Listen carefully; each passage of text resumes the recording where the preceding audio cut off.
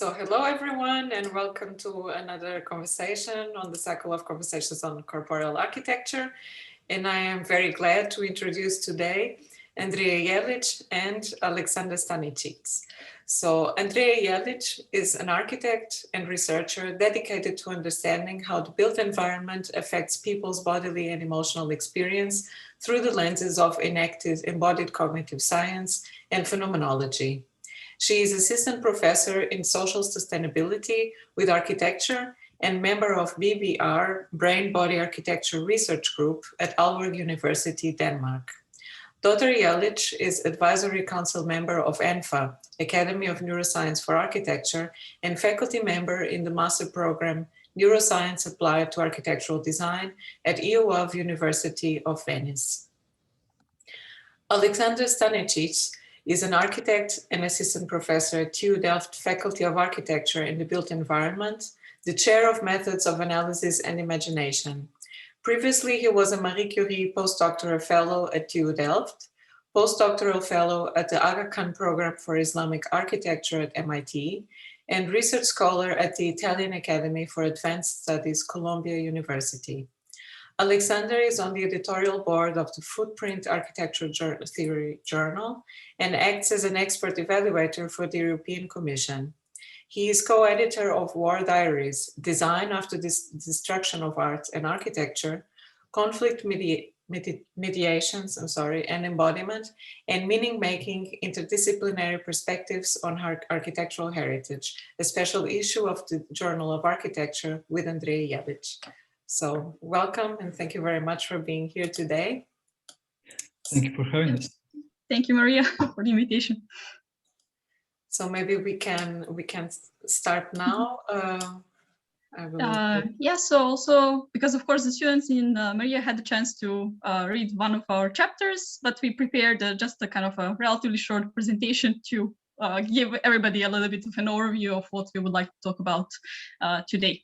And also we were purposely using the format of the conversations more about presenting ongoing work and trying to suggest some questions, open up a discussion rather than kind of presenting finalized answers. Okay, so now it should be my turn to share the screen, right? Okay, so it should be this one. I hope this is now visible for everybody. Yes, we can see it. Okay, perfect. Okay, and then I will give the word to Aleksandar. Thank you, Andrea, and thank you again for inviting us to present our project. And as Andrea already mentioned, today we are going to present our collaborative project that aims to develop an interdisciplinary framework for understanding how heritage architecture, but also places in memory in general, are experienced and produced. This has been a project that Andrea and I have been working together on for the past couple of years. And as you will see in today's presentation, we have some really nice outcomes of this project, but we also planned today's presentation as a way to include as many people as possible in it, hoping that perhaps you will get interested enough to maybe even become part of it sometimes later during this project.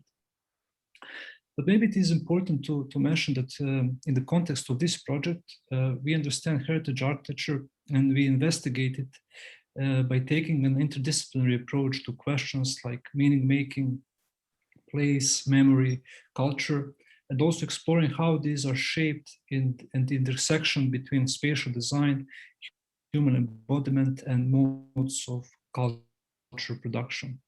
And we also decided to divide today's presentation in a couple of sections. So first of all, we will start with elaborating what was our motivation for starting this project. Then we will elaborate some key concepts and relations between them. And finally, and I think this is also really important for you as well, for students of this course, what are possible implications on design, taking all these theories into account.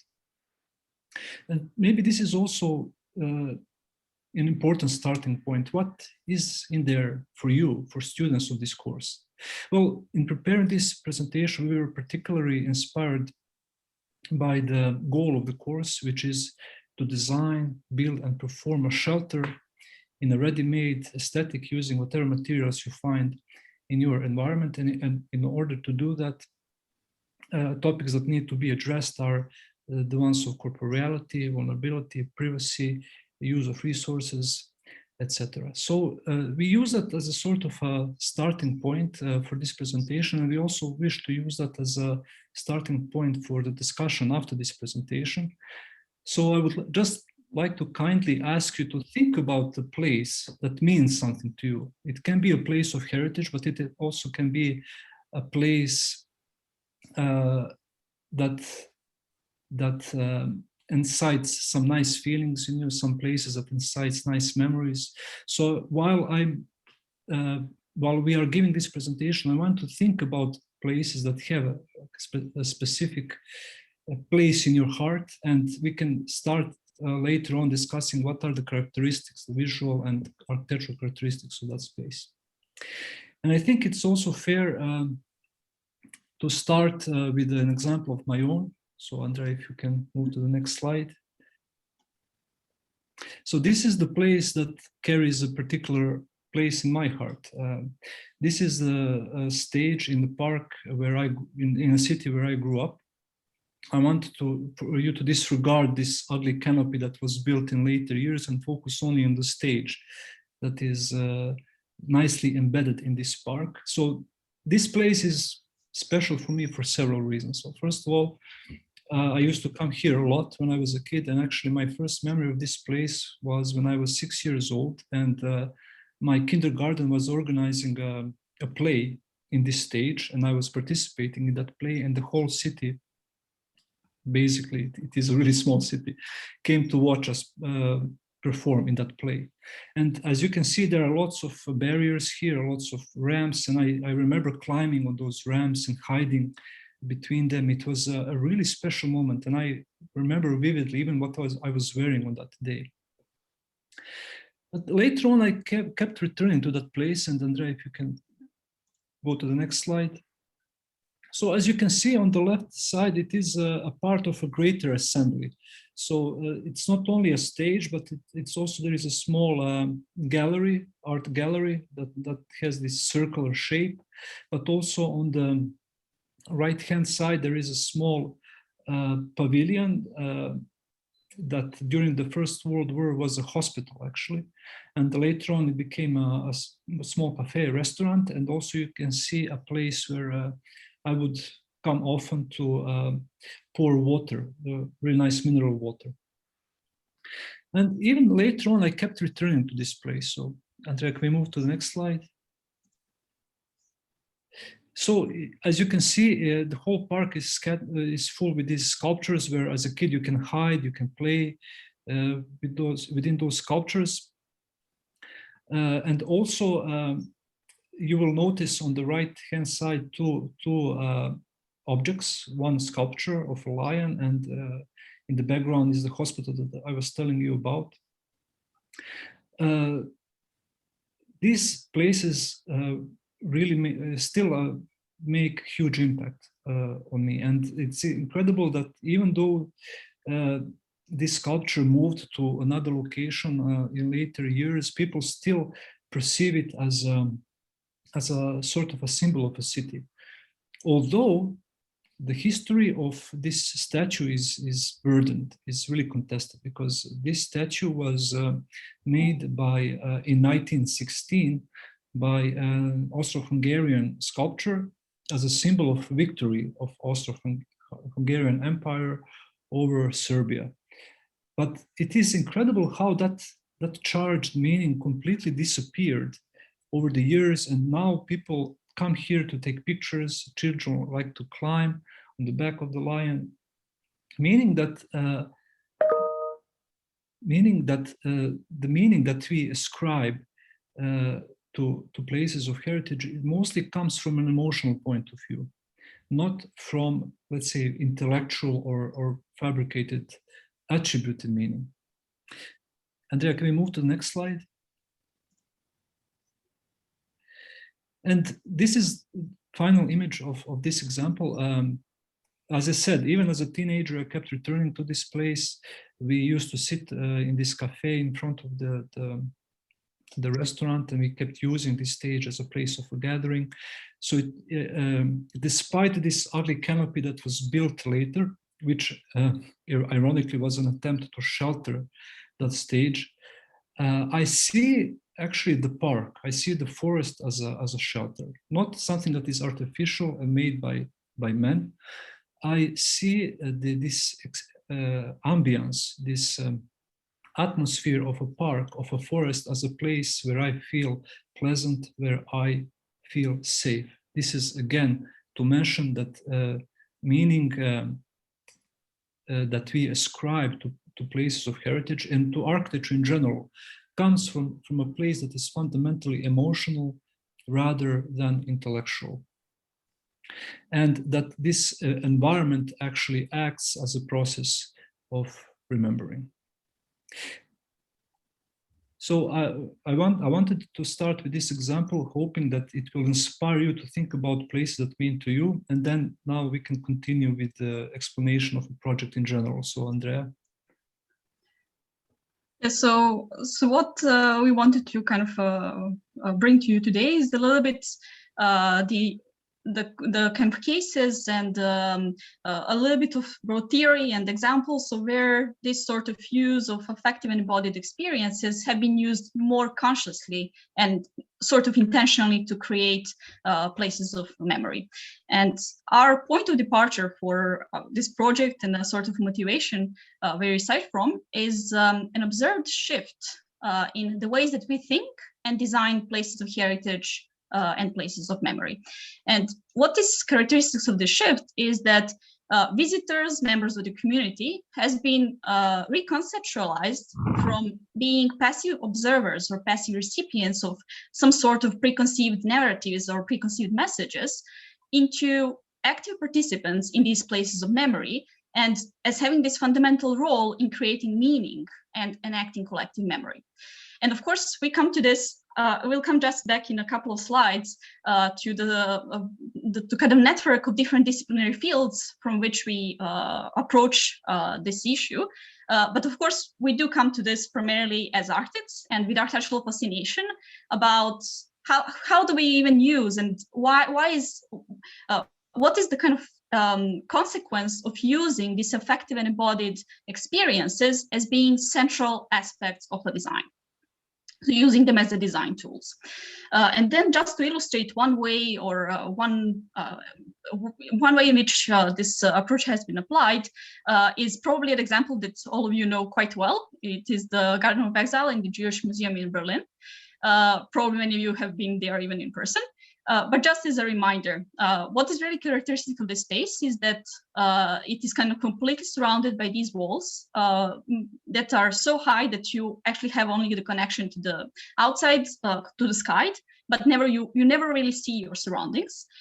Then, of course, as you can see on the image, it is filled with these 49 really thick concrete pillars and also very tall concrete pillars that all appear to be leaning and being out of balance because they're position on this sloped floor. So if you are a body moving through the space, in combination of these sloped floor, then the cobbled floors, which also makes your walking a little bit more unstable, the disorientation that happens due to the kind of difficulties of having clear visual connections due to the thickness of columns, all of these effects cause a little bit of disruption to your habitual movements and the way you normally walk in a space and kind of being in a normal vertical balance, hopefully to trigger some experience of insecurity and instability and a sort of uncertainty to show the point of what means traveling to this exile. So in that sense, there seems to be a relative agreement within the practices and the scholarship on spaces of so-called affective heritage, that these processes of meaning and memory making happen through and co-emerge through the interactions between the body and the designed socio-material environment. And this basically leads us to two major questions that we are trying to answer with this project, which is, as I mentioned in the beginning, what this actually means for designing spaces of heritage and spaces of future heritage. And again, here it is important to emphasize that heritage can also be understood, and certainly we understand it as the main carrier of meaning and values on which national cultures and identities rest. And of course, then it is not surprising that because of this characteristic of heritage, sites of heritage also have been contested in various cultures and in various worlds. And in many instances where society is divided, actually heritage becomes as a sort of a battlefield where all these different meanings are being imposed on different sites. And in order to tackle these issues, we seek to investigate how can design produce future heritage as a common ground for cohabitation in the future. And of course, here the idea is not to create one global culture, but instead to create this platform for shared experience under which the diversity of multiple cultures will be recognized. In short, what is that connects us as humans? How can we understand the interplay between memory, embodiment, affect, affordances, and politics of meaning making? And at the end, what is the role and what are the limitations of architects and designers in the process? So to which extent this is actually possible, and to which extent we have to admit that heritage sites have a life of their own.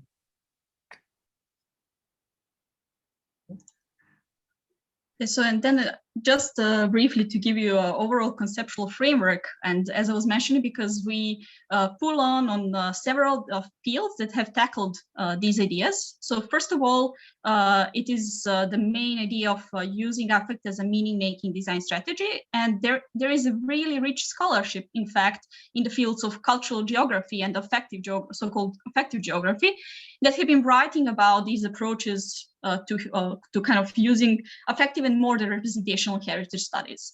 Of course, we also know from the architectural history that architects have always been kind of very good at doing precisely this and using atmospheres and affective experiences and kind of choreography of spatial scenes to create memorable architectures. But of course, it is only a little bit more recently that some of these ideas have been captured within architectural scholarship on whether on affective architectures or that you know about atmospheres, for instance. The second line of research that we are trying to merge and bring in together is the one that is close to this community, which deals with embodiment and affordances in a built environment. So, for example, the key kind of a starting point being the ideas of the enactive and embodied cognition and understanding of remembering as a dynamic, continuous process, a kind of doing rather than recalling a certain memory. And of course, a concept that is perhaps really dear to a lot of us is the idea of affordances, which is here, of course, understood in a relational sense, referring to possibilities for action, but I should also maybe highlight that it is a wide range of human abilities and skills, so both kind of these physical and the cognitive skills, and also trying to operationalize this understanding of designing architecture as a materialization of sociocultural patterns, practices, and meanings. And third and final point is, of course, this recognition that engineering affect through design can be perceived as a form of soft power. We cannot deny this ability of architecture, this implicit, unconscious way in which architecture can modulate and guide people's behaviors, desires, and experiences, which of course means that there is a certain inseparability of designing effective atmospheres and underlying political connotations that have been explored and exploited for meaning making. And as we will see in some later examples, this has been also recognized by many architects who are designing places of memory, many architects who are designing these effective museums, that affect is and has been used as a powerful tool to transmit powerful messages, which of course brings into the discussion the notion of ethics of design. So how we can design these places of remembrance and displaced meaning, while at the same time understanding the huge impact, not only bodily and emotional, but political impact of these places. Andrea? And this is just a very brief overview of kind of, it is a project that we have been taking a little bit kind of step by step through either writing several co-author chapters or organizing events while that was still kind of possible in person. And we are currently hard at work on preparing this special issue that should be coming up in the fall. On the similar topic. And what is important to highlight is, as Aleksandar was mentioning at the very beginning, the whole idea behind this project is about, and also talking about this and asking questions, is about creating a collaborative platform, because we know we are also tackling some quite big questions rather than just kind of, that requires some people power to be answered. And just briefly, because we don't want to extend this introductory too long, but just briefly we want to mention a couple of examples that we think are typical for what we are trying to explain. I also think that students will appreciate these examples a lot. So the first one is, of course, maybe something that you know quite well, 9/11 Memorial Museum in New York, a really special, powerful, emotional place where design of the memorial and design of museum was used as a powerful tool to create certain emotions and to, in a way, decide what will be the politics of this place to be transmitted, both nationally and internationally. And of course, the huge assignment that was put in front of architects in this place was, in a way, not only to summarize different desires and intentions of multiple actors that were involved in the design process, but also to interpret in a certain way historic events and to present it in such a powerful way that they will be remembered for future generations. So that this is actually not something that was even concealed during the design brief and in the design phase. One of the postulates in the design brief was that this kind of design should send a powerful message and should in a way determine the culture of remembering this place for future generations, which of course brought, as I said before, the whole perspective of ethics of architectural design to the fore. But also something that many visitors of this place experience is this bodily trauma of being in this place. So again, we should understand, especially as architects and designers, that our designs have certain consequences that are not only political, but that are bodily, that are emotional. That designs can have a huge impact on the way how we perceive and understand certain spaces. And of course, the last point for which certainly we advocate is that design of heritage site can be and should be perceived as a basis for finding this common ground between multiple and diverse actors, so that actually it serves as a base for educating people, for presenting multiple perspectives, instead of, let's say, promoting one narrative that is dominant. And then the second example that we wanted to bring today is quite actually a contrast to the previous one, precisely because, yeah, first of all, it was initiated by the artists themselves rather than being commissioned. And it is this sort of art/architecture design or installation called Bunker 599. It was made and designed by Rietveld artists, Erik and Ronald Rietveld. And the idea is that this is, you should know that this is only one bunker out of 700 of those that are based on this new Dutch waterline. And the idea behind making this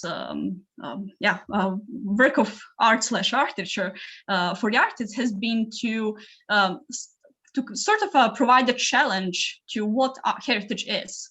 So rather than thinking about heritage as conserving some memory or an object from a certain time in the past, rather than trying to invent how we can offer possibilities for action to current visitors in order to link the past with the future, and allow count these different possibilities for imagining and creating new histories and meanings while using and kind of being in these spaces of heritage. And some of the ideas that they had by making this radical cut is that this bunker essentially affords people the possibility to discover both the material and the immaterial qualities of the environment that would otherwise remain unnoticed. So if you look, for example, if you're kind of strolling around, then you start noticing this bunker, you can explore it for this really interesting materiality of the cut concrete. So you could really look into all the fine details of this section. But at the same time, what this radical slash of the structure kind of uncovers is the way, is this sort of a material heritage. How was it to live on and to do the job in that bunker, for instance? So it has been very nicely captured in the, by words of one of the artists, that once you have seen this bunker, you can never unsee it. Essentially, every time when you see a new one like this, you will probably have this strong image in mind. And in this sense, the idea was to of course, use these affective and embodied experiences and create affordances in spaces as experiential triggers. So, of course, rather than proposing one interpretation, allowing to build upon your personal individual experiences and all these affordances available in the environment in order to kind of jumpstart your imagination and help people identify perhaps some new meanings and create new histories for themselves. So in this sense, we talk about the necessity of open-endedness of meaning making and the need to design layers of meaning rather than creating a particular memory. And this is our final slide, I promise. So what are the conclusions? What are the implications for future work? And hopefully, what are the key points that also your students can take from this presentation and hopefully even apply in their work? So first of all, we need to underline that a process of designing, of creating future heritage is ultimately a process of designing shared experience. So we are really interested and concerned how this idea of sharing the experience can be achieved through architecture, because we also think that this idea of shared experience is the cornerstone of shared culture and identity in general. So first thing would be how this shared experience emerges. The second point is what are the limits of staging affective and embodied experiences in places of memory? So to what extent we can actually design certain atmospheres, certain affordances, and after what point they kind of have a life, they start having a life of their own. The second point is, of course, exploring this potential of co-design and making and creating spaces of future heritage. And when I say co-design, I don't only mean co-design in which only architects and urban planners participate, but also people who come from different expertises and different cultural backgrounds. So how these non-experts also can contribute to creating a place of heritage, and also how does this negotiation happens? So how can we actually make sure that the common meaning emerges, also, although people who participate in creating of heritage architecture come from different cultural understandings, come from different cultural backgrounds, and have different ideas about the space. And the third point is something that I feel has been one of the very prominent topics in these conversations, is precisely the understanding and the need to, especially in architectural education, to focus on the diversity of user perspectives, training of this sort of empathy thinking, or the ability to understand a little bit better how people experience spaces and what does it mean for them, and perhaps thinking about, in the context of architectural heritage, of training cultural sensitivity to a certain, so perhaps we can leave some of the points for discussion, but I can just say that what is perhaps necessary or relevant to start considering in the context of bringing into play some of those other fields and other disciplinary discussions is that sometimes they're much better than architects in describing and finding a vocabulary for describing experiences. And this goes to something that I have been suggesting in other places, that even when you're considering something like research-informed or science-informed design, we do need to design and think about how we are going to understand and research this living body. So how we can consider and understand the phenomenon of architectural experience from both the biological and the phenomenological perspective. But I think I will just stop here for now. So thank you, and yeah. Thank you very much, Andrea and Aleksandar. This was a wonderful presentation with so complex and so deep with so many topics. I'm like firing and thinking, what is the thread that I will pick up? Is it the co-creation part? Is it the memory part? Because there's really so many interesting aspects to it. Thank you so much. Very, very enriching.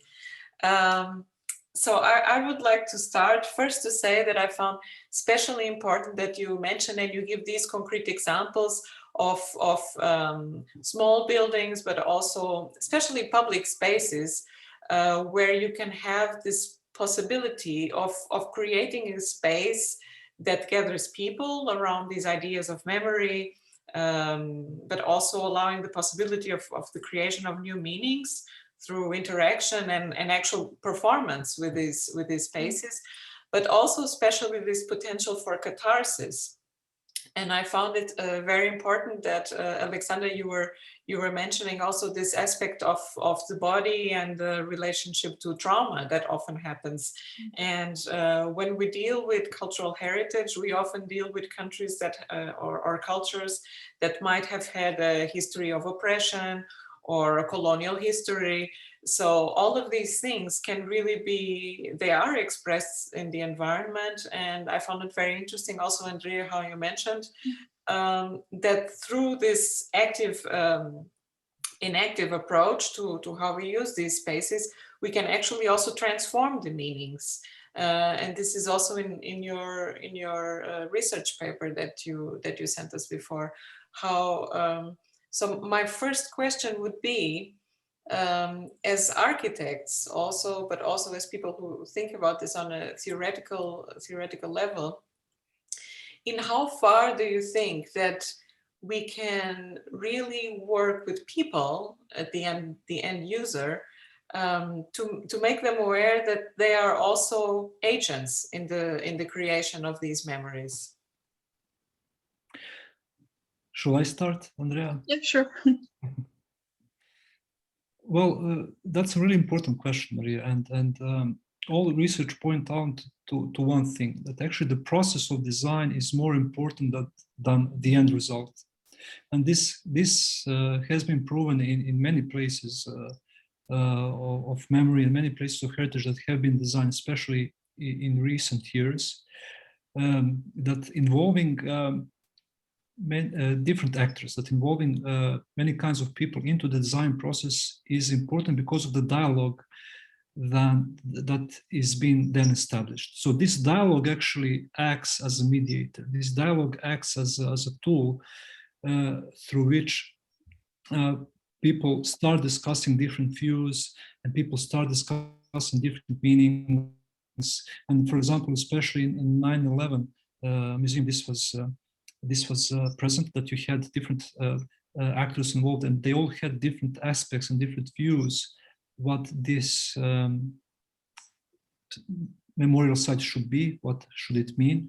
But then it turned out that the process of negotiation, that the process of exchanging the meaning, the views actually was the one that brought people together, so that at the end, design itself kind of had a secondary role in it.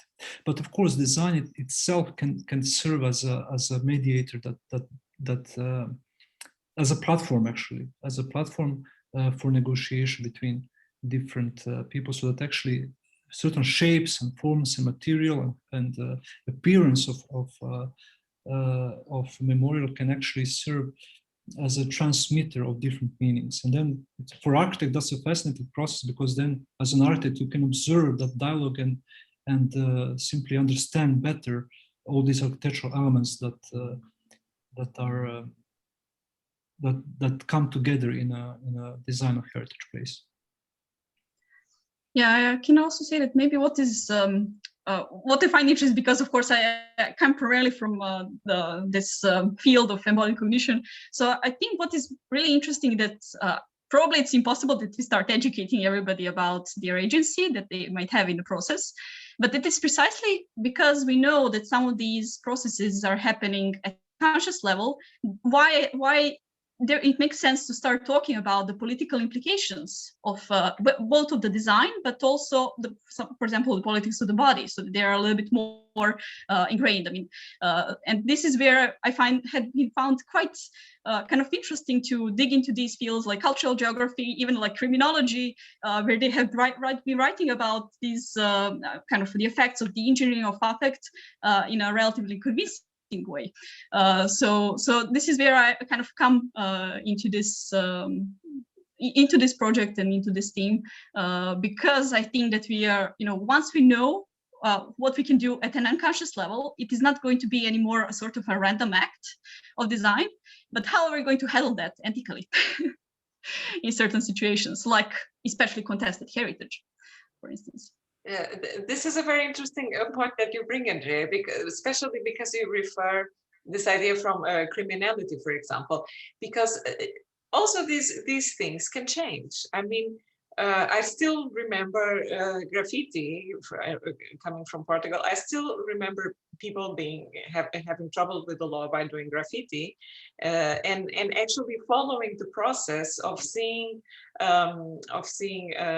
people in authority more and more deciding not to penalize, but to actually encourage the use of graffiti as a legitimate art form in specific areas, especially problematic areas, and how this completely transformed not only this manifestation, but also the way that the people who did it approached their intention while doing it. Of course, this was done not only in Portugal, but this is the reality I know.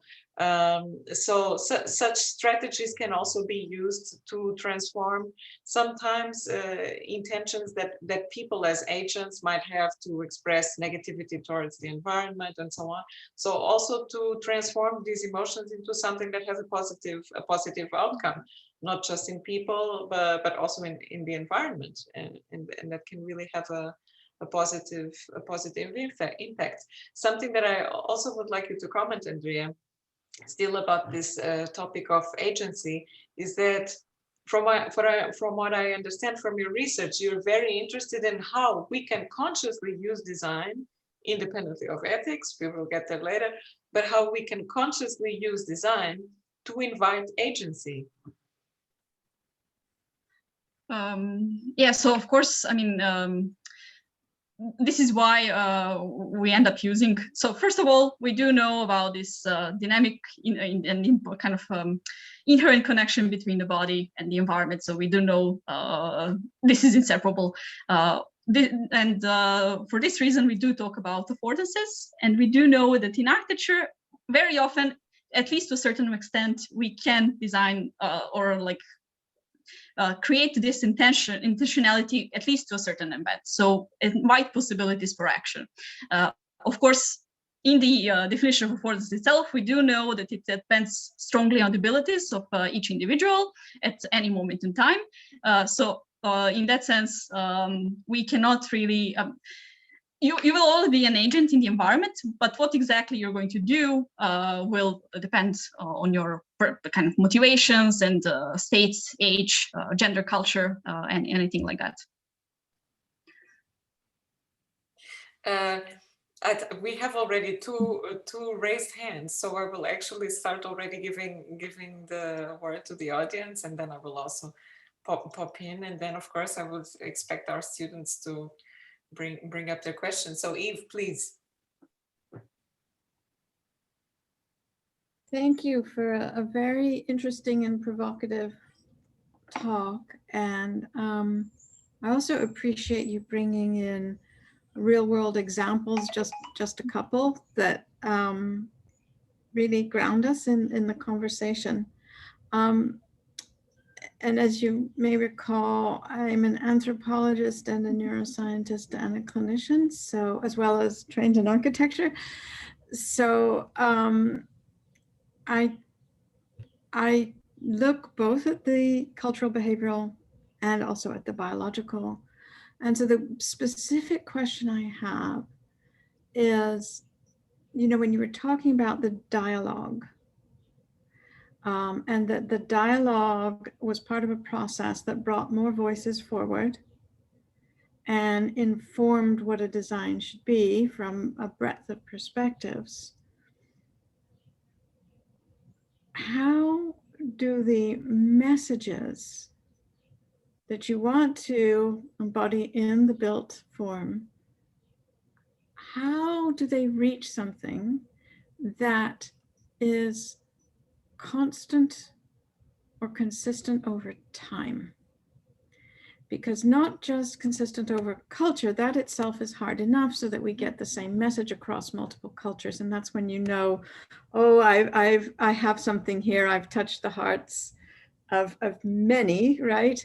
But if we get to the biological level, one could argue that that's what will last across time because it's beneath the layer of culture, or at least deeply connected to the layer of culture. So I'm interested in your responses to that question. Thank you. Yes, I would like to give it a try. And I think this is a really, really important question. This actually beautifully connects with Maria's comment from a moment ago. Well, first of all, in that specific example that we mentioned, I also spoke with an architect of that memorial, and he said that despite all the negotiation happening, at the end, the final decision is in the hands of an architect who needs to interpret those messages. So in a way, then what was needed was a certain flexibility of monument to allow different meanings and different interpretations to happen.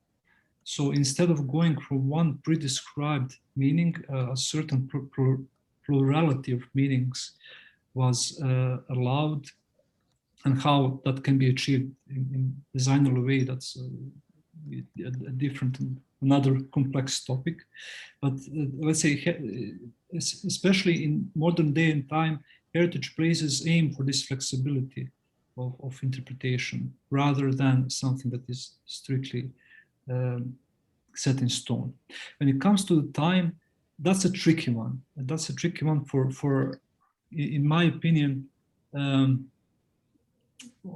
at least one reason. For example, in the 9/11 memorial, what they try to achieve, how they try actually to achieve this constant feeling being transmitted from time to time was constant recreation of trauma. And this is many researchers and even journalists wrote about that sensation, that when you enter the museum, you're actually forced to relive the trauma as if that day is constantly being played on a loop. And that brings forward an important ethical question, in my opinion, which is the effect, and maybe you know more about this, but the effect that people who visit the memorial have stronger traumatic experience than people who actually were present there during 9/11. And this is, of course, a huge problem, because then the emotion that you're bringing forward is not the one of remembrance or let's say, respect towards the victims, but it's actually the feeling of revenge and hatred and rage. So, and this is not the only example. I mean, we come also from another contested country, from former Yugoslavia, where these memorials, memorial museums, have been used as a weapon to incite violence, to incite hatred, and you will actually see the effect of it. You will see that younger generations who actually never saw the war are more radicalized, because they are constantly reliving the trauma, because that moment of time is frozen. So it is a tricky question, how to maintain a certain feeling, certain emotion, and not to misuse it. I would say that we should also allow emotions to be transformed over time. There's nothing wrong with that. Andrea, I don't know if you'd like to add something here, or if I Yeah, because I think that's it's a really again important question, because I think this is where some of these ideas of affective heritage and this using affect in the first place starts by considering there is something shared biologically among people, and that this is why it could be maybe perhaps possible, rather than having a message from a strict historical time to make sure that it lasts kind of longer. But I think that there is still something critical by it, because as we know, at least from some more radical examples in kind of consumer spaces, for instance, where this engineering of affect is much more pronounced, is that this can also be misused. So in a sense, or even perhaps create sort of inclusion or exclusion on whom this sort of affective experience or affective scenario might work better. So in this sense, even though we might say that we start from a shared common biological ground, there could still be some instances where we might need to be a little bit more careful and consider what does this mean for the creation of heritage. So I have and this is often a topic that we come to in every meeting when we talk about how does design achieve these subconscious, unconscious, conscious behavioral effects. And the whole concept of neuroscience and architecture is to understand how this happens. And I would suggest that the purpose of understanding how this happens is not only to use it in ethical or unethical means, but to educate ourselves, to educate us as users, the consumers of architecture and space. Because if we understand how we are being manipulated, or indeed how a fabulous site is filling us with inspiration and awe, which is also manipulation, but if we as individuals understand more about how the world is impacting us, we can then use our conscious understanding to modify our emotional or behavioral responses. And so, we often talk about, are we going a step too far? And my answer is, not if we teach ourselves how we respond. And we think simply of our responses to COVID. And had we taught ourselves at writ large to understand science in a better way, and to be able to read the original publications that said, here's what we know so far, and to create a comfort in knowing and the boundaries of knowing, then I think we can make better informed choices. And that's where I think one of the powers of neuroscience and architecture could be. It's understanding the how it happens, and then it gives you a conscious means to interpret how you respond. Yeah, but here I would like to also make a comment, because of course I think it is important that we pick up this topic of awareness and of teaching ourselves, and also perhaps making people aware and so on. And I think here the question of trust is really important. And I think it's also something that we have to think of, because if we want people to be aware and if we want people to trust us, this is something that will also have to be built over time. So how can we also expect that the population is constantly very trusting of our good intentions? I mean, we had all through the history of science and politics and so on, many things that we were perfectly convinced that they were the best and wonderful intentions, and they turned out to be a disaster. So Maria, I think this is very important, and I think this is one of the struggles under the rubric of neuroscience and architecture, that there's more than just the content or the conclusion. There's more than the conclusion. There's the learning together scientific method. That's a scientific method is not just statistics. It's learning together. Here's how we pick apart this information so that you have enough information to be trusting of results. You can see, oh, that was a very well-designed study and they had the right number of people and they were very controlled in how they studied, versus, well, that study has really fascinating results, but they only asked 2 people and they didn't measure it properly. And so, you know, interesting, but I now have to throw that out. So we give people the tools to trust the data, both the information, the knowledge, and the tools to explore and trust the validity of this information that's being passed. There are two streams of education that needs to happen. Yes, of course. This is like in any sensitive relationship that needs trust. For example, I want to have a trusting relationship to my doctor. I want to trust that she's taking good care of the results she has about me. She knows me as a person, my vulnerable side. So all these things, of course, like Aleksandar said before, he used the word negotiation. And I think that negotiation here is really the important word, because then it puts the end user also in a position of power, and not just, to use a little bit harder or more provocative metaphor, not just a submissive lamb that trusts that whoever is doing the decisions has all the best intentions and so on. So we want actually people to feel that way.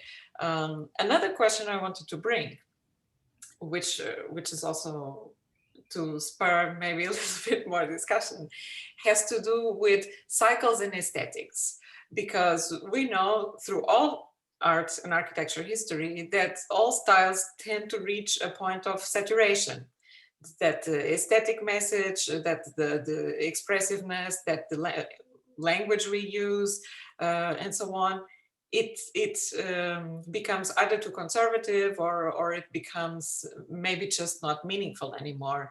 And through all art and architecture history, we have times of rupture and times of avant-garde when all these things were put into question, and we had manifestations that really wanted to either completely transgress the previous order to build a new one, or recycling of recurrent motives and so on. So what would you say would be, from the perspective of heritage, which of course wants to preserve, how do you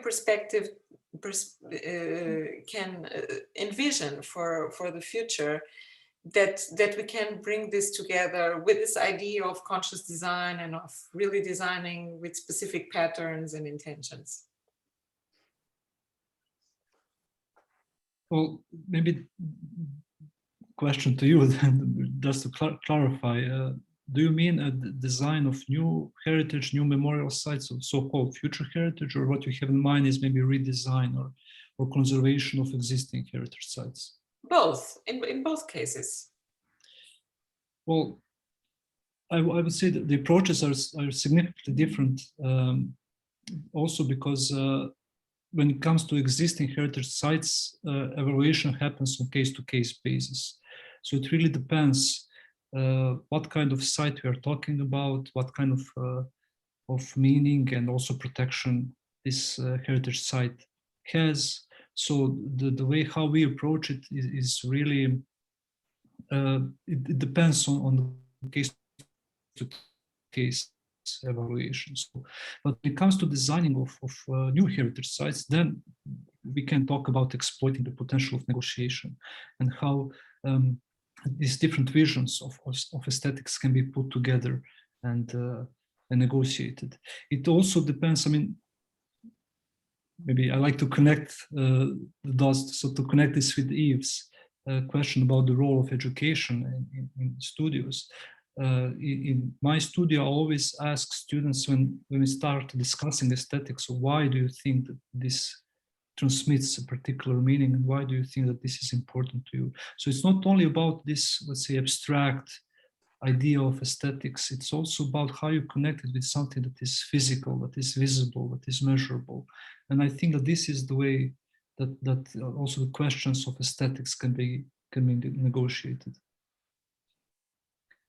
I don't know, Andrea, if you have something to add. Yeah, and I can add, I guess, perhaps it is this entire shift that has been already happening for quite a few decades of designing with affect in terms of spaces of heritage is precisely why, you know, you don't really care about how something looks, but rather what is the experience. And very often they try to base that in something that might be sort of transhistorical. An example of the Garden of Exile, I mean, you're always going to be affected if, you know, suddenly you start losing balance and kind of disrupting your way of walking and engagement with space. So it's quite rare that might, although I don't know what will happen in the future, what kind of bodies we might have, but in a sense, when they try to play with that biological level is where maybe how exactly the space looks like kind of comes into the background. Yes, Andrea, this is thank you for your answer. Also, thank you, Aleksandar, because this picks up the next thread, and then I promise I will give the word to Milton, who has been waiting forever. This brings me to another thought, because when I was making the question before, I was thinking about churches, for example. They are examples of, and I speak mostly about Catholic churches because that's what I know better, connected to my own experiences and memories. And these are spaces that, of course, have very intense, also effective meanings, and also the way that we respond to them, either if we know about the liturgy or if we have ever been involved in the ritual aspects and so on. But even just from a completely corporeal perspective, these are places which are designed to trigger emotion. But nowadays, churches really struggle to gather people because many people have disconnected from religion, and they're just not religious anymore. And what happens often, I have seen it in some churches, for example, here in Stuttgart, where I live, that churches also start to be used as places where other kinds of events happen. So film screenings and performances and so on. So they start to transform or open to other ways of appropriation, which are also effective and also can have a kind of cathartic potential and so on. Mostly because also of this aspect of community. So I think this is also one example that we can see, that buildings that have been intentionally designed and patterned to have specific uses can over time, so to say, be transformed and recycled also for other meanings and other uses. I don't know if you would like to make a comment or... Only to agree, because of course there are many examples. I mean, here in this street where I live, I'm currently in Rotterdam. There is a church a few blocks from here that has been turned into an apartment building. And I see people hanging out in front of the church, and also I see lights in the church, and people live there. I mean, that doesn't mean that the church has been deprived of its original meaning. It's still there, and this emotional catharsis is still there, but people understand and transform that meaning into something new. So they use the same cathartic element of the building and transforming it into everyday living. So for me, that's a beautiful example how heritage can, again, have this shared effect on bodies, while at the same time allowing itself to have this transformative element at the same time. And if I can add also in which I think that the bunker example speaks very clearly, it is about questioning what heritage is and inciting this sort of imagination and reflection on what has that meant being, for example, in the bunker in the past. So, you know, now seeing a church that has been become apartments, you might start thinking or reflecting on, oh, what has been happening and how did it serve before and how is it possible now it has been transformed? And I think there is some value even in that reflection of considering kind of containing heritage in general for any culture. So it might be even something immaterial and intangible in that sense. Absolutely, Andrea. And this bunker example is fantastic. And my colleague here at HFT, Andrea Jelić, he's also doing a project with many students who decided also to join in this project, which is the proposal of a refurbishment from a bunker here in Stuttgart. And there were many different proposals to use it as a bath, as a fitness studio, as a cyber gaming area, as a cemetery. So very different library also. So many different pharmacy, which I also found really interesting. So many different ideas to work with these spaces. And also, I think that the students were also so engaged in participating in a project like this, because it's somehow also cool. Everybody wants to do a project for a bunker, because it's just something that it's somehow in our imagination as something that you want to work with, you want to deal with the topic. And this is also, I think, one of the examples of how a design task can also be used to transform something that could have a really negative meaning into a completely different idea also in itself.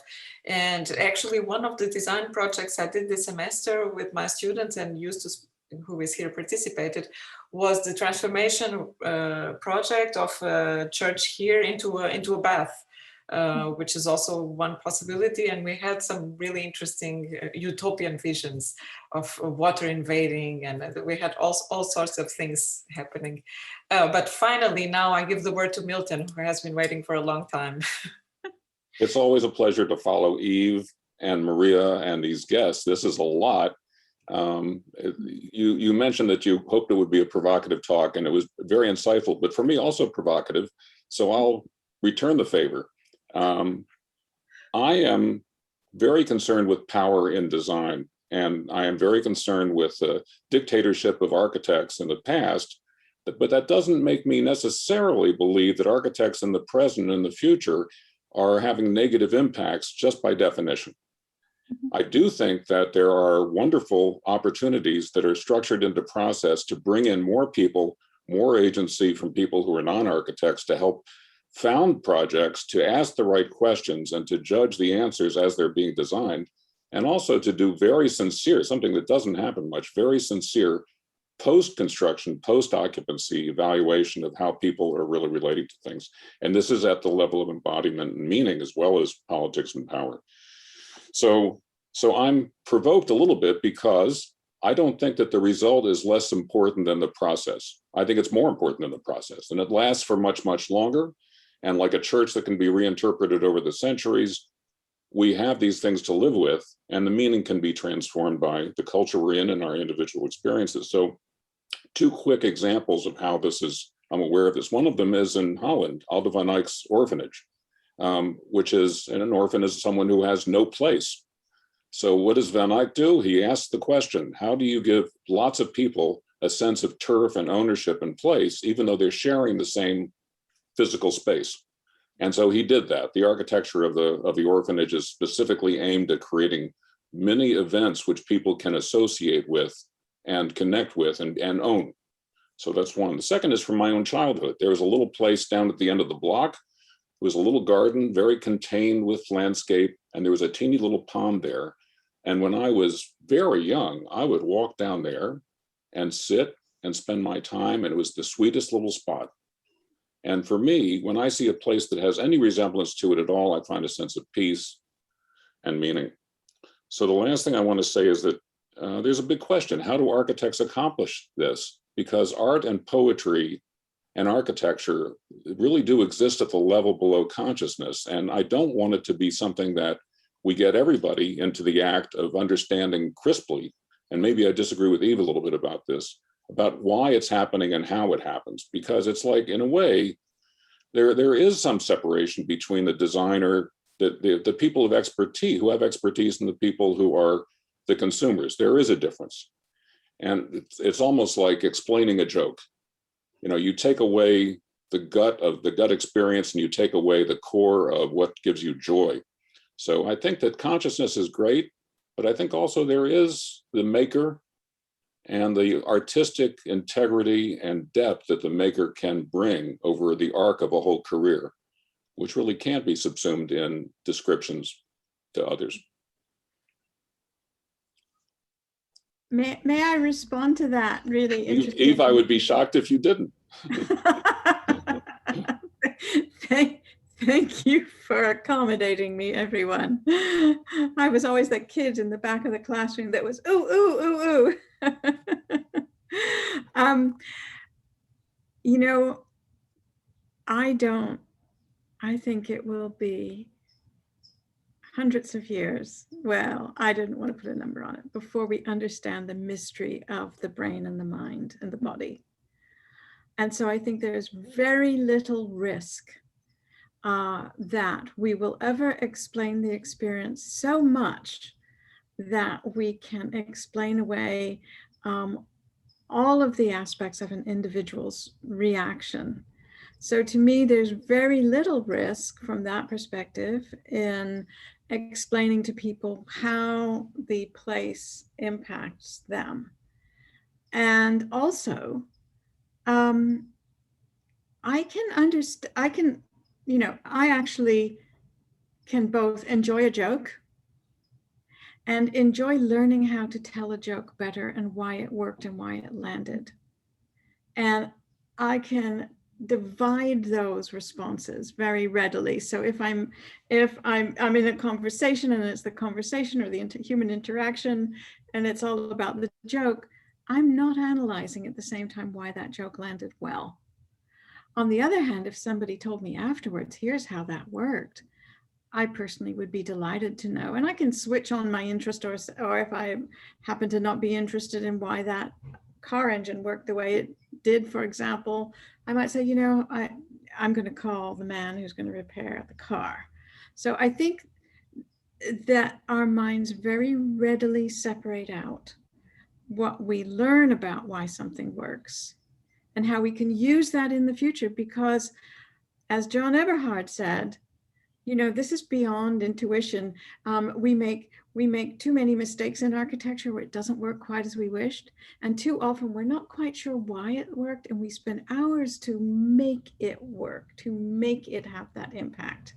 And so to me, there's little risk in understanding why it works. Yeah, but here I would just, before I give the word to Milton again, I just cannot resist, because I also want to pick up this with the jokes and just give a very personal and practical example, because I live in Germany since 9 years and my husband is German Bavarian. And Bavarians have a very specific kind of humor, which sometimes is a little bit hard. And I am a Portuguese coming from Lisboa, and we are kind of repressed to be extremely polite and considerate about everyone. So every now and then in my daily personal life, there are some serious conflicts happening. And when I say serious, they are serious. And it is really a learning process to understand why some things sometimes are funny and why sometimes things should not be funny at all. So these things are really, there's a whole level of sensitivity and education, and sometimes we can also just have to accept. And I think humor here is a really good example of culture, that there are things that are really, really different. And it's one example of where we cannot underestimate diversity and the role that diversity plays in our perception of certain things. Because jokes are really an example of something that works a lot with our emotions, with our most deeply held beliefs and feelings about things. So just one example. Here I really had to, but Milton, you wanted to add something. Well, I just wanted to say it's nice to agree with Eve at the same time that I'm disagreeing with her. That holding two opposite ideas is fun. But I also just want to say that I just remember being in a classical chorus for some years, some seasons, and when the conductor would spend some time explaining the piece to us, it never got in the way of the generation of the performance. It always enriched it. Right. But for the people who were in the audience, some would really like to stick around for the after or the pre-talk to get the same kind of explanation of what they were going to hear or what they just heard. But many are not interested in that. So I think that these are actually parallel processes. One is to enjoy at the emotional level architecture, music, art, and the other one is at the cognitive level or the brain level, the intellectual fascination with the subject. Oh, hooray, I agree with you completely, Milton. And here I would pick up, Aleksandar, then I will give the word to you.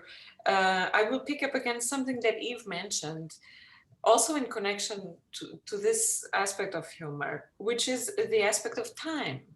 Because if we think about jokes again, and if we see, for example, films from the 50s, we can see some jokes that, for example, now in 2021, we would not, maybe as women, for example, accept, because there would be a lot of things that would very strongly clash with our contemporary views and role in society and many things. So we can transport, again, of course, this is humor, but just as an aspect of culture, how we cannot underestimate how time and evolution of culture really changes our perception of aesthetics and of all these different aspects. Aleksandar, you wanted to bring something up. I just wanted to mention that it's really hard to disagree with Eve and Milton on these issues, of course, because we also think that in the context of architectural education, these issues are really, really important. So we are not, and this is something that we tell students all the time, that we're not giving a set of recipes that that have to be applied in every possible situation. What we are teaching them is critical thinking. This is precisely what Eve described a couple of minutes ago. So how to recognize that certain design strategies, that certain spaces, that colors, material, they have effects. And it is sometimes difficult to control that effect. Sometimes it's difficult to predict what will the life of the building be after it's finished, but it is important to discover the ingredients. It is important to understand the recipe. And then each architect and each person who is interested in architecture can take that recipe and when it's served or some kind of a dish, he will understand why it is made and even how. Yes, and I think that this topic that very often pops in how far we are really, as architects, very aware of our power of being the dictators of emotion and space, that we will always have serious limits about this, because every practicing architect knows that one of the struggles is to get the people to do what they were supposed to do with the spaces. And very often people do something else. And sometimes it's not even for their best, and we happen to know better or have other ideas of how the space should be used, but this is always very often a struggle. And sometimes it can also be a struggle in the process of co-creation. I recently had a small project of two sculptures to be used as a bench, and it was also a co-creation project. And it was a little bit difficult because at some point the client decided to co-create something without talking to me, and then it was built and it was done, and it was not what I intended at all. And now it's there, and it's solid material, and it's not the creature as the creature was intended to be. It's something else, but people are using it. So we always have to deal with these different aspects. We have a question from Michael Arbib, please. Hi. Okay, I want to return to the Holocaust Memorial in Berlin. As you know, it starts at the periphery with the columns are only a foot or two high, and then as you get into it, they get deeper and deeper.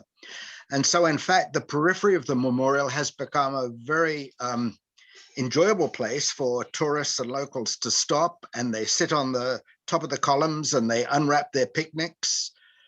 And so you have this amazing contrast between here's a place of leisure without a care in the world about the history, and you have now the, if you penetrate to the right place, somehow you have to get rid of that initial feeling to fully appreciate the impact of the columns when you're down in the depths. So I wanted to bring that up. And then the other point, which I think got touched upon when you thought about the example in Yugoslavia, is that issue of, or the example of the lion that has the recollections of conquest that are now forgotten. Where do you create something that is a memorial to something that becomes very distasteful? We're going through the purging of the Confederate statues now in the United States, for example. So this whole issue of things that are designed in one age that are lost in another, or the other possibility where you design something and it becomes appropriated, as in the case of the picnic spots, for something completely different. As far as I know, because you're also talking about actually the Peter Eisenman's memorial, I think, rather than the part of the Garden of Exile. And I have to say, at least from personal experience, that might be something to do a more specific kind of why more people study. I think that the Garden of Exile works much better in creating this instability and insecurity. At least I didn't have such a strong experience in the other field, but I know it was intentionally vague, precisely that you could end up using it as a picnic spot, as far as I know, within that. So it's just a small comment on the actual examples. Maybe my comment on the second part of the question, also a bit perhaps controversial or provocative, is that this is where this idea of a common ground comes back in. And at least in my view, I don't think that this clinging to original meaning is that important, as long as places of heritage create this platform for shared, tolerant future. So I wouldn't mind having a little bit of original meaning being lost, as long as it produces this atmosphere of tolerance and cohabitation. I spoke with many preservationists who really dislike this position, but in order to make heritage sites more flexible, I think that this is also not necessary. A little bit of forgetting, a little bit of letting it go. Here I would just add. Sorry, could I just respond quickly? Michael, yeah. So 2 points. One is, yes, that was stupid of me to get the two sites confused, but you haven't addressed the first point, which is where, even if we go with the place I was talking about rather than the place you were talking about, the issue of the total misappropriation of the place remains. And then the second is, yes, we don't mind if the original meaning is lost, but the atmosphere in the case of the Confederate statues is not one you wish to preserve. And so the strategy that is being adopted by many people is just say, let's put them in a museum, put a label on them, and then you can place them in a historical perspective, but in a way that hopefully will not recreate or preserve the notion of the lost cause of the South. And I don't think you addressed either of the 2 points I intended, even though I messed up in terms of my architectural sites. No, I mean, to the first point, because I don't know everything about that example and the process of its design, but a little that I know is that even for architects, they were they usually try to avoid interpreting what it should mean. I think that's some kind of documented in the interviews. So even it is not expected, as I said, it's intentionally left vague. So it's not that you are supposed to have a particular meaning while you're there. So I thought that's supposed to be my answer to that there is not an expectation of what should happen, at least as far as I know about that example, but it's something to be in-depth explored. But just picking up on this thread from Andrea, and I think that the example you gave of Peter Eisenman, it's especially fortunate in this case, because he is an architect who worked very often in a way that was meant to be a little bit controversial.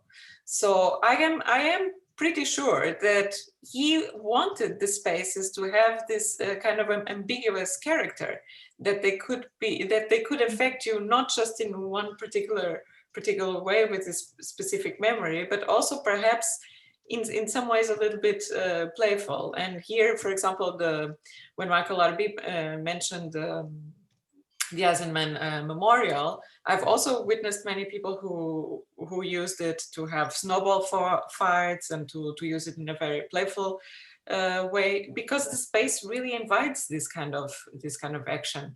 But I think that this is also a strategy from him, both for a kind of cathartic release, but also to make us deal with some paradoxical feelings we might have about very difficult circumstances. And I think that this also adds more layers and more meaning, as you were mentioning before, and also possibilities for agency. And I actually wanted to ask you, Andrea, why did you choose this as an example? You mean the Garden of Exile? Yes. Yeah, I think I found it quite convincing. Of course, I have to say this is something that we can go and dig deeper and do various studies from kind of multiple methods. I can just speak from autoethnography at the moment and what we know. I find it quite convincing in terms of the experience that you have when you're in the space. And I had a small test, so it's an example that I studied just for images, but then it got even confirmed. Even knowing what to expect, when you should be in that space, I still had a quite strong experience. So maybe that's a personal stance on why I find it quite illustrative. I think in general there are other spaces in the museum that are equally powerful. For instance, yeah.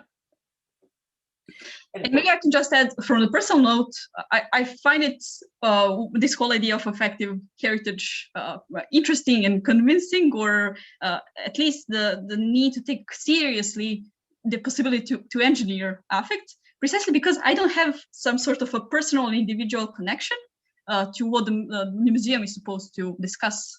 But I still have been affected, even though I have a disconnect to that.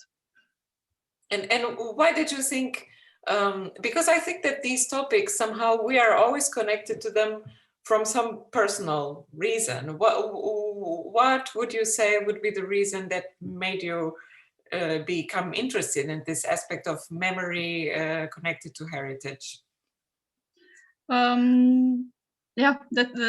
So of course it was perhaps a little bit of a professional curiosity that I know Aleksandar's research, and then we had a chance to collaborate more kind of focusedly for a chapter and to try to dig into these topics. But I think where I come at from this topic, it might not even be memory as such, but it is this politics of the body and politics of design that at the moment seems to be quite important to at least raise this issue. I don't necessarily mean by that anything negative, or that it just speaks of limitations of what we should do, but more about understanding that architecture does shape political relations in some way. And we do have even very recent examples, like, for example, active design. I don't know if you kind of know the principles of enhancing physical activity, where it is also exclusionary. Yes. So we know it works, but I mean, at least some of the design approaches and design principles that have been implemented create exclusion in public spaces. So I think that I come from this perspective that, knowledge is power, and that at least we need to talk about what using research means, especially as we have more of it. Exactly. This is a really good. This is a really good example, because it also reflects cultural biases around very sensitive topics. So architectural design objects that are supposed to keep you fit, which means that there is a certain standard of fitness that some people should aspire to, and other people, maybe if they can't reach it, there's something wrong with them or something. So there are already many layers there, or design projects to make sure that homeless people don't sleep on park benches. So there are many, many ethical, again, layers that this brings about. But Aleksandar, yes? Well, I just wanted to say, it's funny how, in many ways, Andrea and I complement each other, because for me, it was the other way around. I started with the investigation of politics of heritage, and especially politics of destruction of heritage. And this is something that really interests me a lot.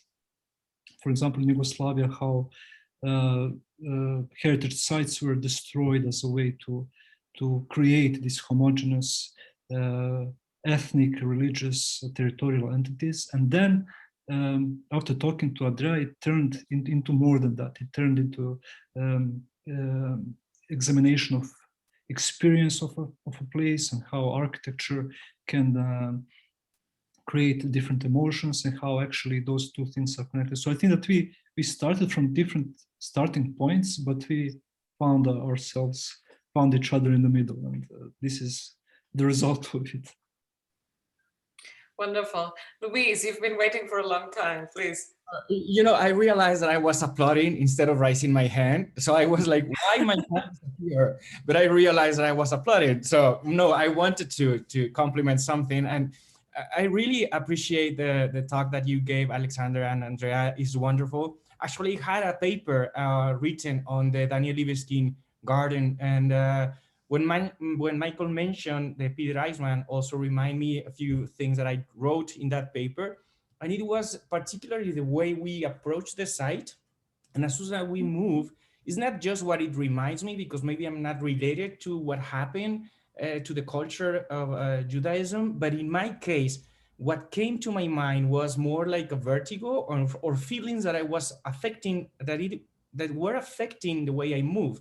So somehow when I was moving around, I start feeling dizzy. And I start feeling that I cannot move anymore. So I need to move somewhere else, because I'm getting a little bit exhausted of being inside this space, which in somehow created a different moment in my mind or my brain, or the effects that it has was different from remembering or having a memory of something that happened, but more of the chemical level, or more of what it was happening in my body.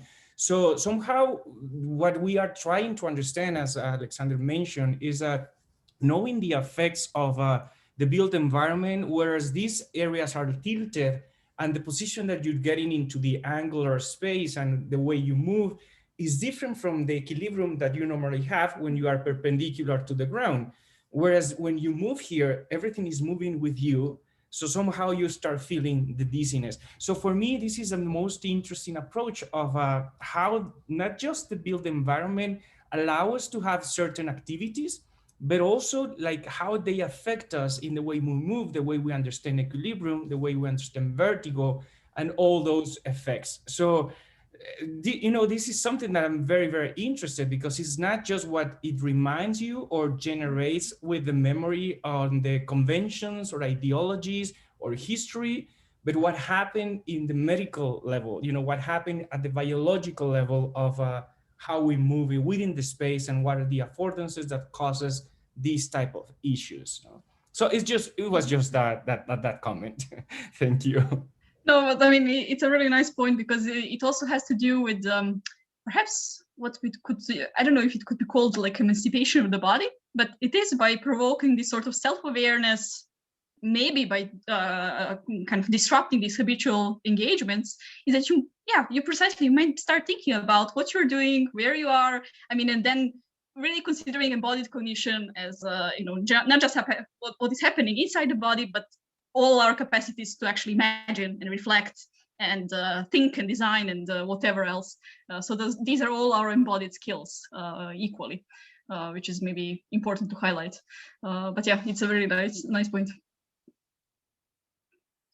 And here I want to bring another question, because we know that many people don't like to have this kind of disruptive experiences, especially if they are not really expecting it, or sometimes it's difficult to have this level of openness that and I don't know if this is something that we can say that it's culture specific, if the culture is more conservative or not, or if it's also something that happens more on an individual level, because some people might feel this kind of disruption as something almost offensive, or something that or they're very sensitive, and so they might experience it differently. Yeah.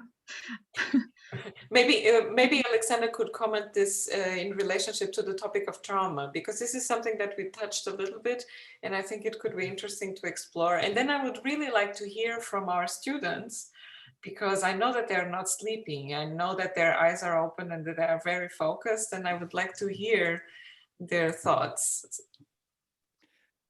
Again, the only comment is that to agree with you that this kind of events in space can produce trauma, and then the intent behind this is something that personally concerns me. Yeah, it's important for us to understand what kind of effect we can have on others, but also for to make sure that if we are sending some kind of a message with that kind of design, to make sure that a certain message will be transferred. So nothing more than that. Okay, so now from our students. I am sure that you have many questions, because this has been a very productive and also complex talk. And I think Ono would like to say something. Yes, I was thinking a lot about the time aspect. So I read an article about, I don't know the English word, it's for Atomkraft.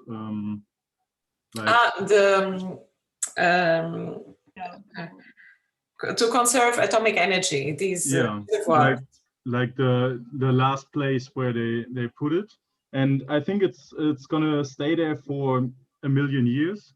And so there's a really interesting aspect that they put some people on the task to show that the place is dangerous. And what they did is they looked at language and how language will evolve. And at the end, they decided to put the screen, the painting of Edvard Munch.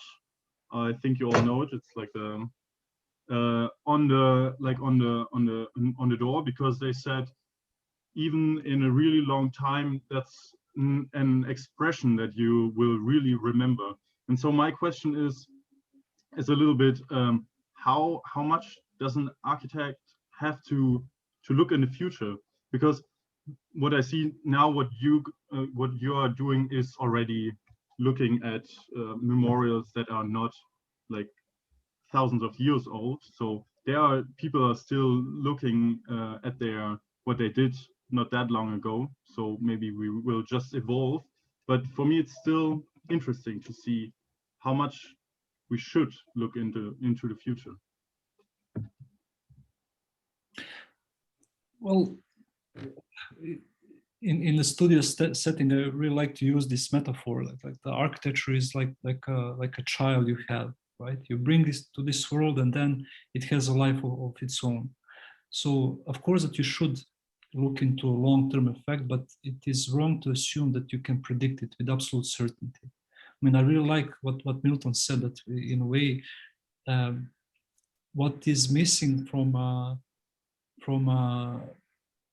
architectural education or even architectural research is study of how different, let's say, is the long-term effect of a building from a designed or imagined effect. I mean, this is usually something that is notably missing from architectural research. I would be really curious to see, okay, if you had some idea at the beginning of design and you think that you realized that idea nicely, how that idea manifested, how it transformed after 10, 20, 50 years. For me, that would be an interesting thing to look at, because then you can think about long-term effects.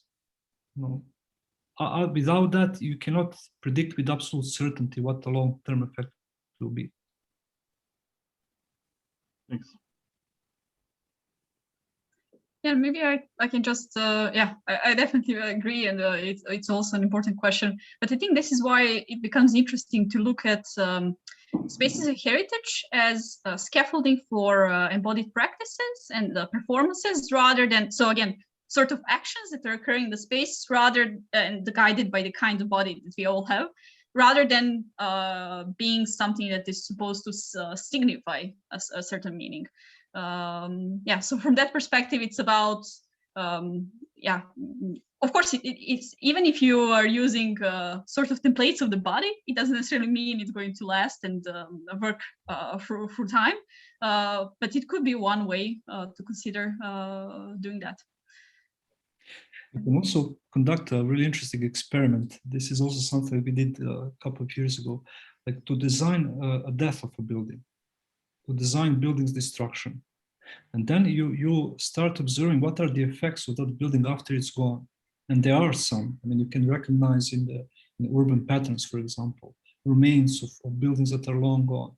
So there are certain effects that are even also spatial, not only intellectual or historical, but also spatial. So this is when you say, okay, how can we design this long-term effect? We should also go beyond the very existence of a building and think about its effect on the built environment, if not on society in general.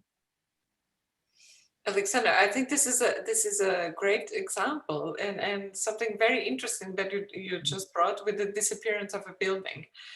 Because I recently had this experience here in Stuttgart. There is one pathway that I take frequently, and there was one building which actually is from the 50s, and I'm not really someone who is very fond of the 50s, but I was particularly fond of that specific building because it was a really well done building and it was in impeccable state.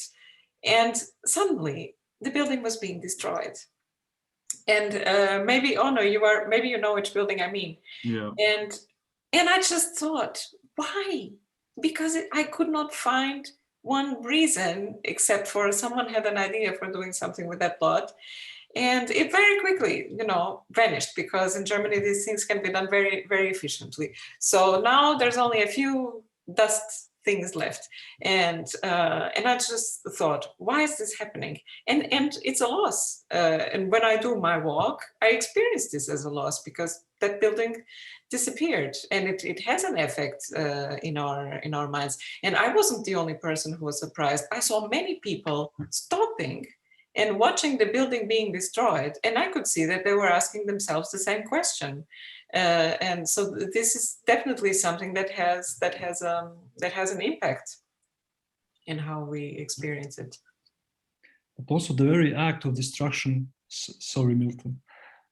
Also, the very act of destruction can be actually the effect that secures the duration of a building in the sense of preserving its meaning. We have many instances of buildings that were ritually destroyed, and because of that ritual destruction, their impact continued long after it was gone. So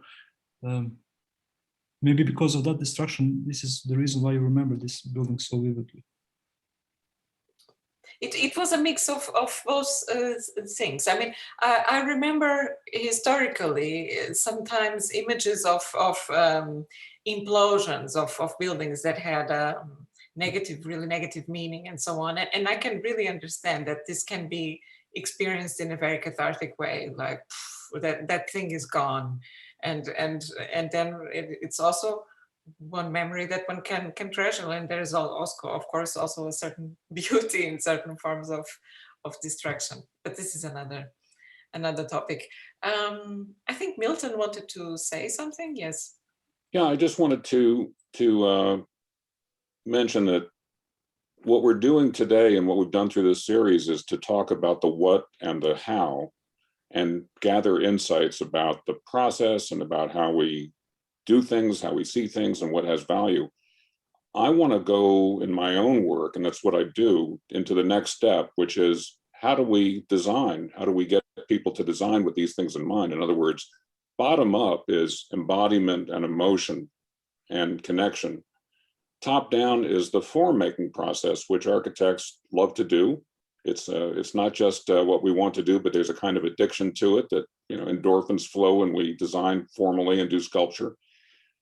But I think success for this endeavor that we're all engaged in is to have that bottom-up process be the initiator rather than something that gets applied after the fact. So I just think that's something to keep in mind always, is how do we bring this in from education into practice? Yeah, I can definitely agree. And maybe it's about considering them as two sides of the same coin. I mean, that form doesn't exist without embodied experience, which is why I find the concept of affordances very valuable, and this sort of way to operationalize and talk about precisely this connection. And maybe I can just add, when we are talking about education, I think that, yeah, as I mentioned before, that I think we need a better vocabulary to describe experiences. And there are some tools in other disciplines that we can use for doing that from the qualitative perspective. Of course, this is why we are interested in neuroscience, to do that from the biological perspective. But I think without just considering teaching students to be better at the scientific method, because of course we know there are limitations in the curriculum. Nobody can know everything. We should also maybe start thinking about bringing into different formats of describing that research and presenting that research for architects. Because, for example, we know that, rather than reading a paper, showing a day in life video might be much more effective, and being able to kind of capture what does it actually mean to be a user of a certain space. So this is just a small talk, and maybe a little bit of an encouragement for the students that, if you feel a little bit overwhelmed with, now assessing and critically research, yeah, that's entirely normal, but it might be also not necessary in some sense. There are limits to this. And maybe we should be smarter at how we do this translation, and finding ways rather than just expecting you to know everything about science and research. Yeah, but I think we're on a good way, and I think we are on a good start, because somehow these ideas are getting more and more out there, and I think in a few years we will start seeing how this is being applied in design, and we will see the effects of these seeds we are putting out there. I think Mario also wanted to make a comment. Well, I'm just hoping that my internet connection stays strong, because I kind of lost my signal over here a few minutes ago. So I'm trying to make this quick. First of all, thank you so much for the interesting talk. It's riveting what you're talking about. So I'm very excited about this talk, and the topic of heritage and architecture and combined with that. Just from basically a point where I'm at right now, we actually have or are working on a market hall right now for this semester. And we also have this point where we have to think about like sustainability and what can the place transform to once the market hall is no more. So what comes time in the future. And with all what you talked about, I started thinking about this more and more. And I've come to the point where I'm right now very much confused as how much should I actually try to develop an idea for the future, because it kind of seems like even if you plan something for the future, the time shows just that you cannot specifically like plan this specific thing for the futures, because people will make the place their own and stuff like that. So I'm just wondering at how much we actually should try to produce something that is going to work for the future at this point. First of all, thank you, Mario, for really kind words. I'm glad actually that students like the presentation. The fact that we stayed this long actually testifies that we hit the jackpot with this topic. So I'm really happy also about the quality of discussion. But Mario, to answer your question, of course, my answer, my personal answer to that is that you're not designing a specific future. You're designing a possibility for a future to happen. And this openness is really something that personally, but also I think that Andrea shares this opinion. This open-endedness of design is something that basically you cannot make a mistake with that. When you are designing an architecture that allows this multiple future to happen, instead of going with a recipe that will be valid also 50 years from now. I don't think that that's possible, even in buildings that have more strict or strictly rigid form or function. So the answer to that would be do not try to make like a final cake, but prepare all the ingredients and then leave it to someone else to finish it.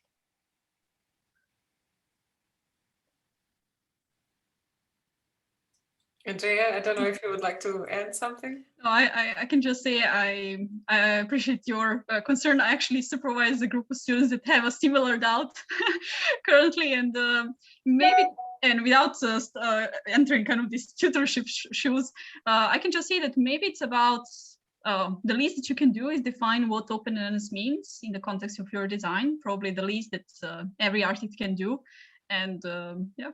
After all, hope for the best. What can I say? Yeah. One of the beauties of this field, and first of all, I really appreciate this course because we need more courses like this in our education. So I really want to tell your students as well that they are incredibly fortunate to have a studio, a course like this. So that's one first thing. And the second thing is that for me, the beauty of this field is the exploration. Right? It's the process of finding answers. And who knows if we are ever going to be able, maybe, as Eva suggested, maybe 100 years from now, someone will find all the answers that we're looking for now. But the beauty is about exploring, about investigating, and actually in the process of exploration, you learn so many things. So I would say don't be disappointed if this lecture haven't provided any definite answers. I mean, that was not the point. The point of this lecture was to inspire curiosity and to hopefully equip you with the tools to do your own investigation. That's it. Aleksandar, thank you very much. And thank you also for this comment, because this is exactly also the goal of this course. Because, every week our students are getting all these different perspectives and the field is new. And we have also our recurrent guests who bring even more input. And I also encourage them to keep an open mind and an open spirit. And also to let the information sit in their bodies and let their bodies cook it in the way that feels meaningful for each one of them. And in this way, this is also completely embodied. Each one of us processes and works with this information differently and transforms it and brings it into the world. And that's also what's wonderful. What I would also like to bring, and I don't know, we have been here for a long time and I don't want to squeeze you for too long, but maybe just to end one final provocation. Because Mario was mentioning, this is a design task you are doing for another course with the markets. I didn't know about this. I also think sometimes that often we think about how it would be interesting to do a design for this space and this and this and that. And now we are also facing this issue of sustainability, that we know that in the future we will have to build less and less and less. So it will be more and more about transformation of what already exists. So I think we will also have to learn somehow to take the time to think of which design tasks are really necessary.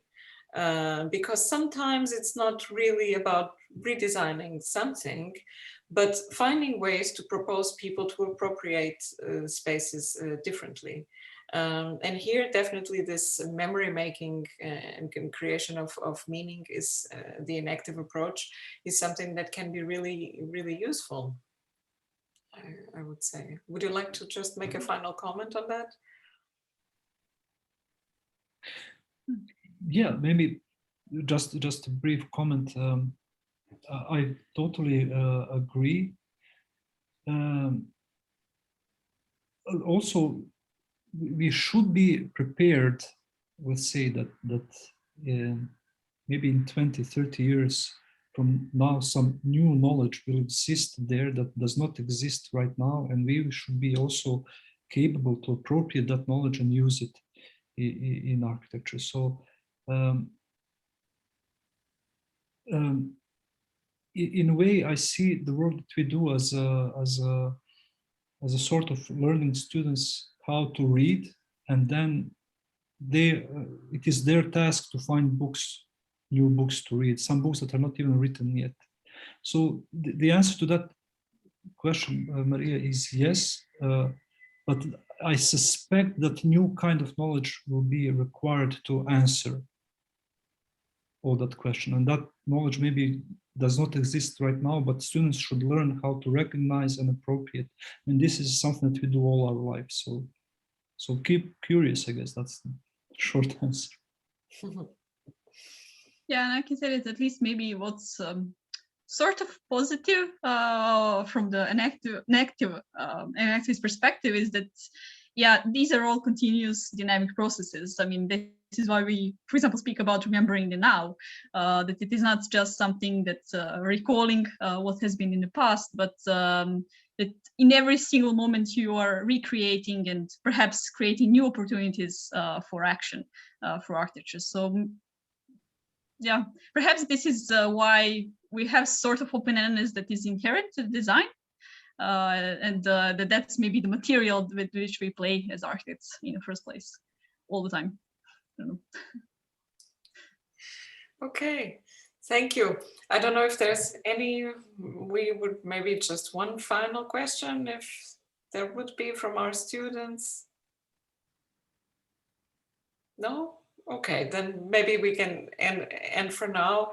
Thank you so much again, Andrea and Aleksandar. This was a wonderful, very meaningful and deep conversation. I am so happy that you were here, and also for the time you shared and for this exchange of knowledge. So thank you. Yeah, thank you, Maria. We enjoyed a lot, and good luck with your studio, and good luck to your students as well. Thank you very much. I will probably summon you again, because I am planning to do a small vernissage with the outcome of the students, and everyone will get an invitation, and you would be very welcome to join and see the results of this experiment. Yeah, this would be really nice. Okay. Okay, so all the best. Take care. Bye-bye. Bye. Bye. Thank you. Thank you so much. Very interesting. Thank you. Thank you, Karina, also. Bye-bye.